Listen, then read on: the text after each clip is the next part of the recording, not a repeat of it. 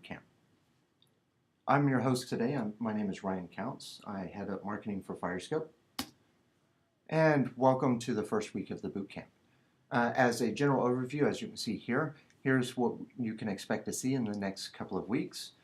Each of these entries is going to be a very short either webinar, video, white paper, or blog entry, really designed to consume about 15 minutes of your time to be highly educational and educate everybody on what we mean by the concept of IT service outcome management and how to make it a reality within your organization. We hope you enjoy this series and we hope you find it highly educational. Now, today we're going to start with the concept and a general introduction to the concept of IT service outcome management.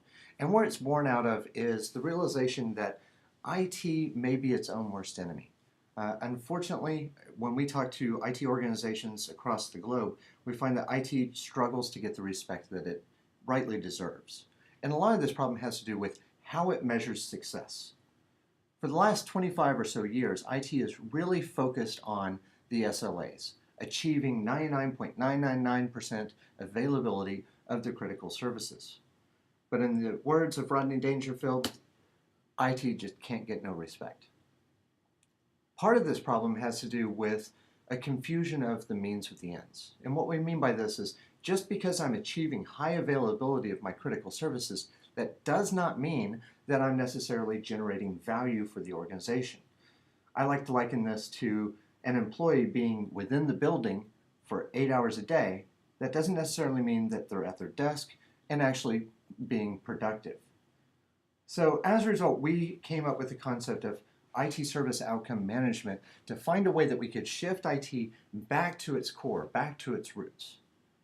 Now, we also wanted to come up with something that would be as easy to understand by everybody and also wouldn't have the potential of being manipulated by marketing trends or lots of bells and whistles. So what we came out with was the concept of outcomes. We're going to start with some basic nomenclature here, and we pulled out the definition directly out of the Merriam-Webster dictionary. It's as simple as this. When you invest in technology, you invest to achieve something. You bought that technology to do something, whether that's generate revenue, improve employee productivity to help manufacture widgets, or even make sure that you've got collaboration. What we want to focus on is helping IT shift to a model where they can focus on these outcomes and view their infrastructure from the perspective of how that infrastructure is contributing to those outcomes. Now, first I want to do a couple of examples to kind of explain where the traditional availability focus of IT has somewhat hindered IT's ability to get good respect within the organization. So my first case study is the empty office. So this was a customer of Firescope's in the days before Firescope was implemented. The CEO of the company decided to pay a visit to a vendor call center. Now, this call center used a report that was generated by that company's business intelligence tool that ran every night, that generated a call sheet based off customer activity, customer complaints, or any number of other factors. Now, the night before the CEO's visit, the BI system ran. Unfortunately, one of the data sources had either a invalid SQL query, or maybe its date range was a little off. Without knowing the exact cause, the end result was the call sheet was empty. So that morning, when the call center manager came in, saw that he had no call list for his team, he decided to call a training date and sent everybody home, not knowing that the CEO of his biggest partner was about to arrive at the location. Now, the CEO arrived, was not exactly thrilled with the situation, but the call center manager explained to him that you gave me an empty call sheet. I had no other choice but to send my people home. Who do you think ultimately got the blame here? In this case, definitely IT. Now, the CEO went to the head of IT and said, what's going on here? The head of IT inspected the environment. He said, all of our applications were up and running. All of the scripts that were scheduled to run ran. The BI report ran as it was supposed to. In the end, he determined that IT was not at fault. everything ran fine. Problem is the CEO disagreed. In his perspective, IT did not deliver the outcome that was expected, regardless of whether or not all of the systems were operating correctly. So as we're going to see in the next couple of weeks, with a concept of service outcome management, we're going to instead focus on what was the output of that BI. If we had looked at the resulting call sheet, evaluated how many records it actually produced, or maybe even the file size, we would have been able to identify that we didn't achieve the outcome, regardless of whether or not there was any issue with the underlying infrastructure. Let's take another example, email. This is a common application. Virtually every business out there runs it. They may not run it in-house. It could be a hosted service. But ultimately, IT is still going to be responsible for ensuring that the entire organization is successfully collaborating. Now, email can be a fairly complex service. There's a lot of moving pieces as part of an email experience. And there's even issues that can present themselves outside of the organization. I could have ended up on a blacklist somewhere. There could be some external DNS resolution issues.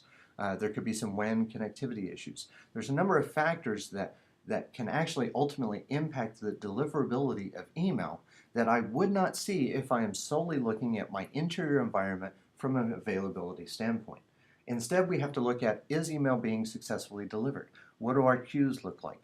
In other words, going back to the outcomes of the service that prompted the investment in the first place. Now, when we talk about IT service outcome management, we're actually talking about something that can contribute to the entire organization of IT.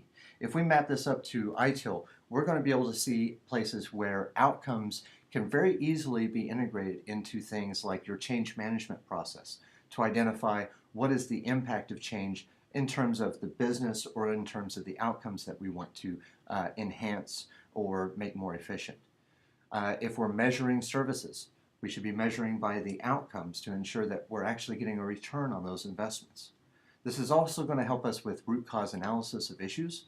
It's going to help us prioritize issues based off their impact on outcomes. It's going to essentially affect a good deal of IT operations, and all for the better. So what does this look like?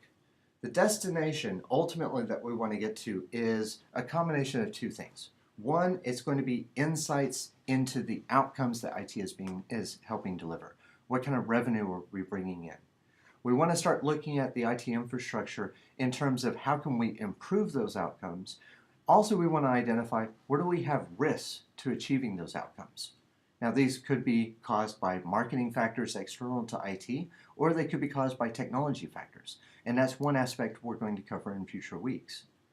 Ultimately, we also want to reduce the amount of data that IT has to consume on a given day.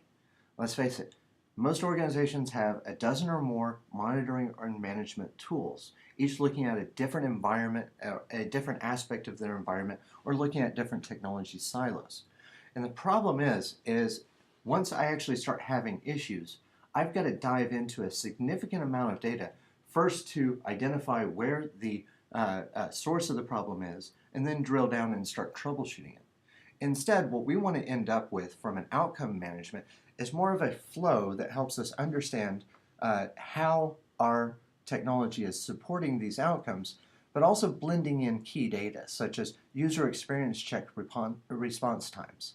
What is the performance of an entire service group without the need to actually have to drill down and look at each element that contributes to that service independently.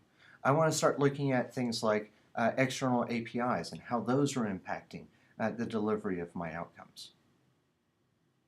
So, as we wrap up this week's edition, I hope you'll find that this was short and sweet and definitely to the point and also highly educational. But when you leave today, I would prefer that you find one thing to stick around, something to think about as we go into the rest of the week.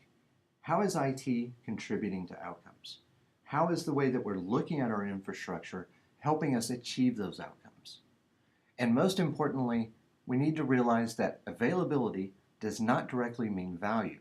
So how do we get IT back on the path where we can show the value that we're generating every day, improve the way the business perceives IT, and become more of a partner to the business rather than a cost center that has to be reduced whenever possible.